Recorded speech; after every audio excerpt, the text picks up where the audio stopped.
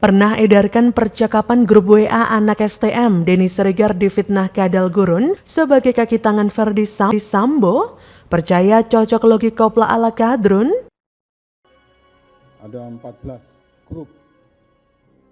Dari 14 grup tersebut, jajaran Direktorat Cyber berhasil mengamankan 7 orang. Ya. 1 diantaranya memang sebagai kreator dan 6 lainnya baik sebagai member maupun sebagai admin dari grup tersebut. Menggunakan segala cara untuk Jadi dugaan rekayasa bukan hanya di kasus Sambo, di kasus ini pun dugaan rekayasa kuat terjadi. Karena itu kita minta ya Kapolri melakukan audit Satgasus, kuat dugaan Satgasus terhubung dengan kasus Ferdy Sambo meledak. Saya sudah waspada bahwa akan ada penunggang-penunggang liar yang memanfaatkan kasus itu sebagai senjata mereka. Penunggang liar itu siapa lagi kalau bukan para kelompok radikalis yang pada masa pemerintahan Jokowi ini mereka habis dihajar oleh polisi.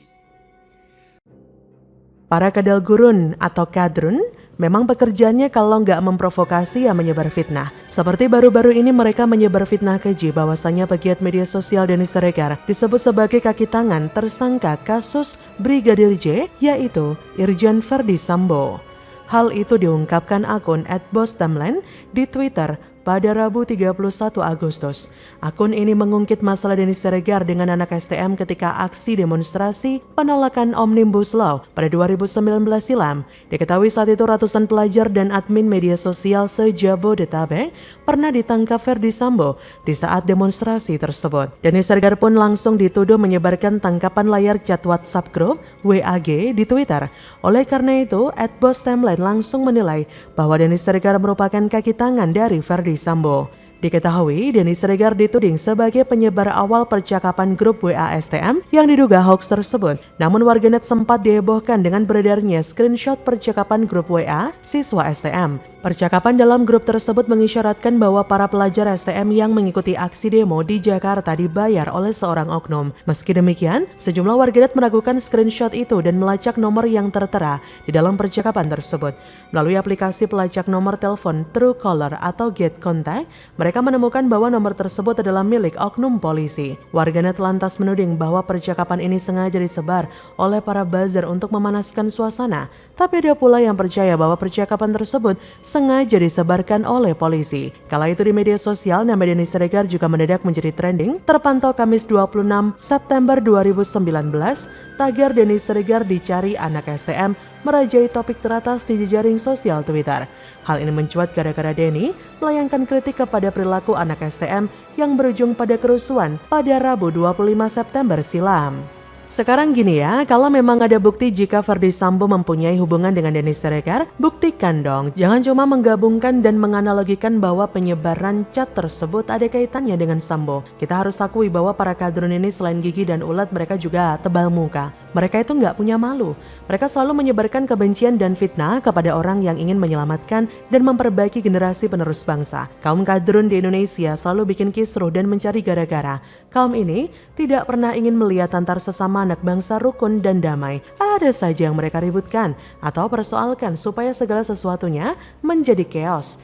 Dasar hasrat Kadal Gurun memang tidak pernah baik. Mereka tetap saja selalu bikin recoh. Ada saja masalah yang mereka ungkit dan angkat supaya situasi dan kondisi negara ini chaos dan gak stabil. Padahal stabilitas adalah salah satu syarat mutlak jika sebuah negara ingin maju. Sebab hanya dengan stabilitas yang mantaplah para pemangku kebijakan bisa berpikir dengan jernih dan tenang untuk melakukan berbagai hal untuk membuat negara ini semakin maju. Kadal Gurun yang nyata sekali tidak ingin melihat para pemimpin bisa bekerja dengan baik, selalu saja punya cara untuk membuat situasi dan kondisi ribet dan runyam. Pokoknya mereka selalu berupaya memperlihatkan eksistensi mereka. Kadrun gak ingin dianggap mati suri atau sudah bertobat. Mereka selalu membonceng segala peristiwa untuk dijadikan bahan mendiskreditkan dan memojokkan pemerintah. Tujuannya jelas untuk menggoyang dan merongrong bangsa ini. Sekarang ini saja banyak kasus yang dijadikan kadrun sebagai panggung membuat kisruh dan kacau. Kasus Sambo itulah contohnya. Mereka tidak peduli pada duduk perkara yang sebenarnya, yang penting kalau memang ada celah untuk membuat suasana jadi kacau, kenapa tidak dimanfaatkan? Itulah kadrun. Bagaimana menurut Anda?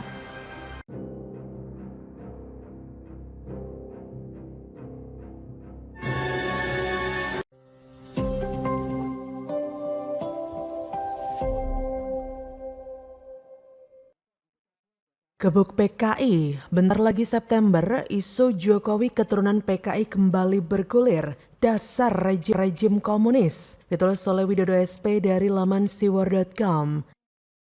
Ada tap MPR-nya jelas bahwa PKI, bahwa komunisme itu dilarang di negara kita Indonesia. Isu PKI.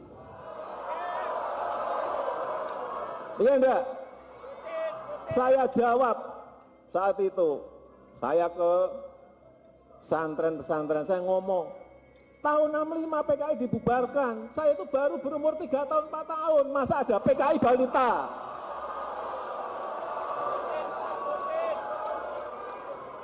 Saya baru umur 4 tahun, apa ada PKI balita? Presiden Jokowi itu PKI. Coba. Ini berusaha, saya sebetulnya sudah 4 tahun ini diem. Sabar. Ya Allah, sabar.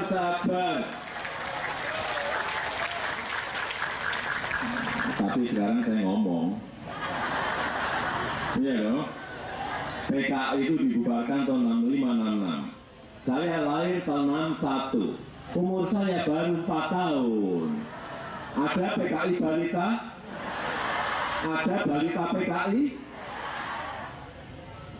Isu, kabar, tuduhan, atau apapun namanya terkait Partai Komunis Indonesia pastilah muncul atau tepatnya sengaja dimunculkan setiap kali bulan September tiba. Ada yang cuma ngomong banter tanpa data alias asal jeplak.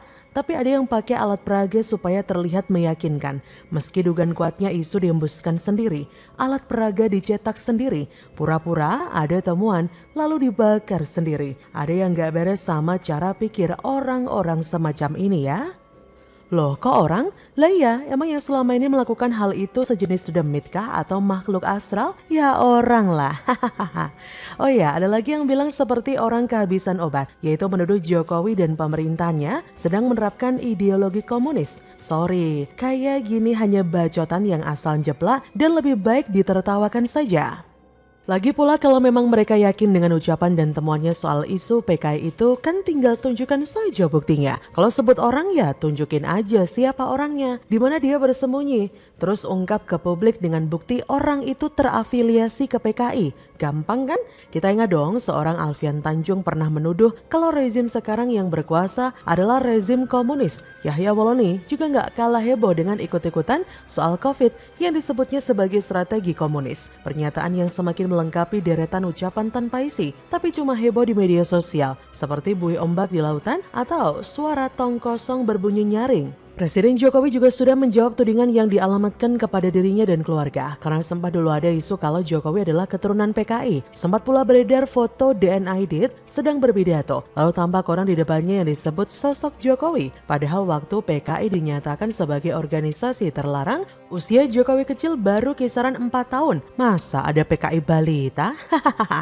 Namun perkiraan angka 6% masyarakat yang percaya kabar bohong itu nggak bisa dianggap sepele loh. Angka 6% rakyat yang percaya banyak. Kalau diambil dari 250 juta penduduk saja sudah berapa juta manusia yang termakan hoax dan fitnah itu. Lalu bisa saja meneruskannya dengan berkata, katanya sih ini Jokowi dan keluarganya itu terkait PKI loh. Dengan Pak Wijiarno atau Miharjo itu ya di sana Pak, Mas di desa Gumurjo.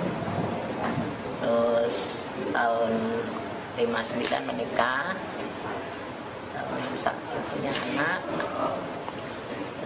Yang habis nikah pindah ke Solo di Serambatan sebentar, atau pindah ke Gilingan 5 tahun, pindah di depan Damri. Terus Pak Noto meninggal, baru saya pindah ke sini. Ada anak-anak sudah rumah tangga semuanya. Anak saya 4, Jokowi nomor 1, adiknya 3 perempuan semuanya. Bahwa Pak Jokowi bukan PKI, saya sudah minta maaf dan saya mengakui bahwa saya yang sebarkan PKI. Saya yang ngomong Pak Jokowi PKI, saya yang mengatakan Pak Jokowi itu Kristen, agamanya nggak jelas. Tapi saya sudah minta maaf. karena saya bukan oposisi. Pada saat itu saya wajar saya begitu karena namanya oposisi kan apa aja dihajar aja lawannya kan. Nah, karena saya sekarang bukan oposisi, saya harus tobat. Wah, kondisi miris yang sekaligus membuktikan bahwa sebagian masyarakat kita masih perlulah dibikin melek, terutama soal pemahaman terkait isu tertentu yang gak jelas kebenarannya. Karena sengaja disetting buat framing negatif untuk Jokowi, keluarga dan pemerintahan yang sekarang dipimpin bersama Ma'ruf Amin. Dan sebentar lagi kita akan menjelang bulan September 2022 dengan peringatan rutin terkait momen G30 SPKI pada akhir bulan yang memang gak bisa dipisahkan dari sejarah kelam negeri ini. Masihkah ideologi komunis pantas dimunculkan lagi seperti tahun-tahun sebelumnya?